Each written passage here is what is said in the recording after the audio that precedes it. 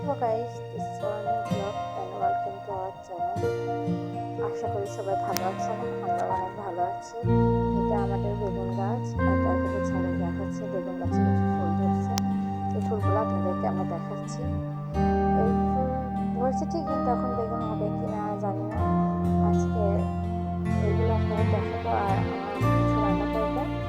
এই রান্নাগুলো দেখাবো আজকে বেগুন ভাজি আর হচ্ছে পাবদা মাছ রান্না করবে। চলুন আমরা রান্নায় ফিরে যাই, দেখি রান্না কত দূর শুরু করতে পারছে আম্মু। আর এই তো গাছপালা টুকটাক।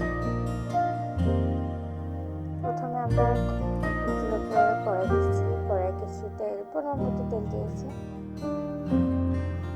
আর এই তেলের মধ্যে আমরা আগে থেকে হলুদ আর লবণ দিয়ে বেগুন মাখিয়ে রাখছিলাম, সেই মাখা বেগুনটা তেলের মধ্যে দিয়ে দেবো এখন।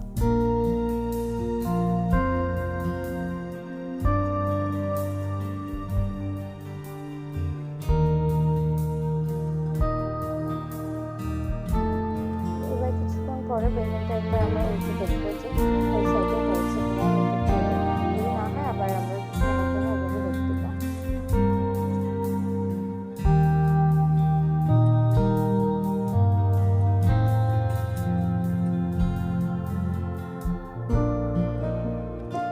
কিন্তু আমাদের বেগুন ভাজি কমপ্লিট। বেগুন ভাজি হতে সময় লাগে না আর খেতে অনেক মজা হয়। এটা আমাদের কমপ্লিট হয়ে গেছে, এবার আমরা বেগুনটা তুলে নেব। নিয়ে আমরা এখন আরেকটা নেক্সট রান্নার দিকে যাবো। বেগুনটা নেবে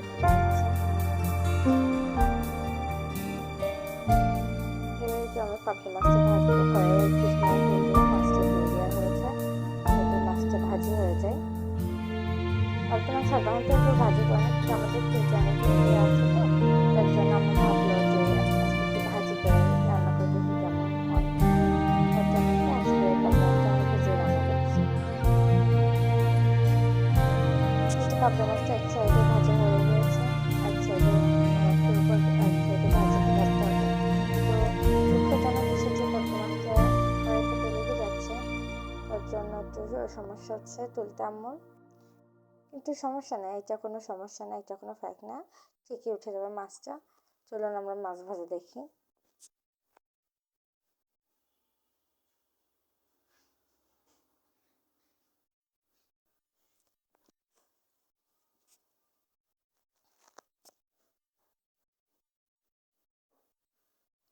এই তো আমাদের মাছ ভাজা প্রায় শেষ। এখন মাছটা তুলে নিলে মাছ ভাজিটা কমপ্লিট হয়ে যায়। এবার মাছ ভাজি কমপ্লিট হয়ে গেলে আমরা এখানে মশলা কষাবো। আমাদের মশলার মধ্যে আছে পেঁয়াজ, রসুন আর হচ্ছে জিরা বাটা। এই বাটাগুলো দিয়ে রান্না করলে রান্নাটা স্বাদ হয়। এবার আমরা কড়াইতে আবার পরিমাণ মতো তেল দিয়ে এখানে বাটা মশলাগুলো দিয়ে দিচ্ছি। বাটা মশলাগুলো কিছুক্ষণ একটু ভুনা করে নিয়ে পরে ভালো মতো একটু ভুনা করে নিয়ে তাতে আমরা তরকারি দিয়ে দেবো। এতে সামান্য কিছু পরিমাণ পানি যোগ করতে হবে। যোগ করে এবার ভালো করে মশলাটা কষিয়ে নিতে হবে।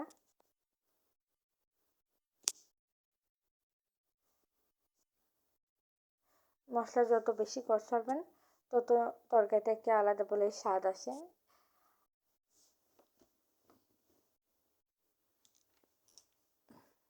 এবার আমরা কড়াইতে তরকারি যে কেটে রাখা আলু আর বেগুনটা দিয়ে দিব।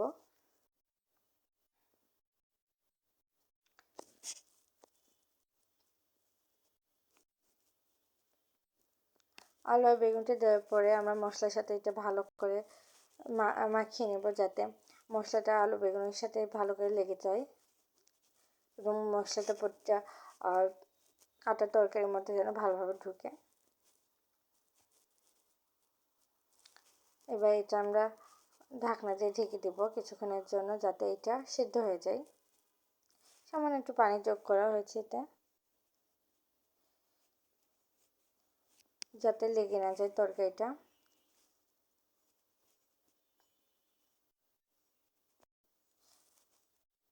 এবার এটা আমরা হালকা একটু পানি যোগ করালে পানি অল্প হয়ে লেগে যাচ্ছিল। এবার আমরা এটা ঢেকে দিব। এবার আমাদের তরকারিটা অনেকটাই সিদ্ধ হয়ে গিয়েছে।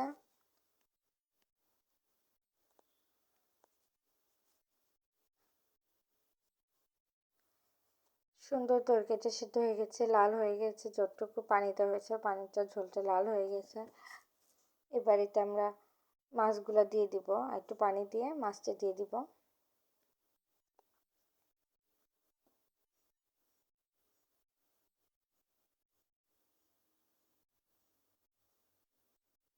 এবার মাছগুলো, ভেজে রাখা মাছগুলো এতে দিয়ে দেওয়া হচ্ছে।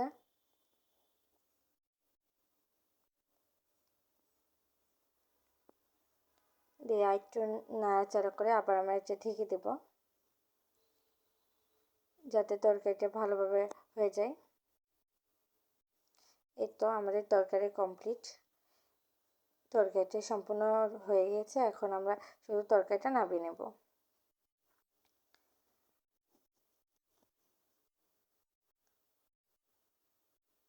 এই তো আমাদের আজকের রান্না, মাছ, বেগুন ভাজি আর ভাত। সবাই আমাদের চ্যানেলটা সাবস্ক্রাইব করবেন, আমরা নতুন ব্লগার, তো সাবস্ক্রাইব করে পাশে থাকবেন। ধন্যবাদ।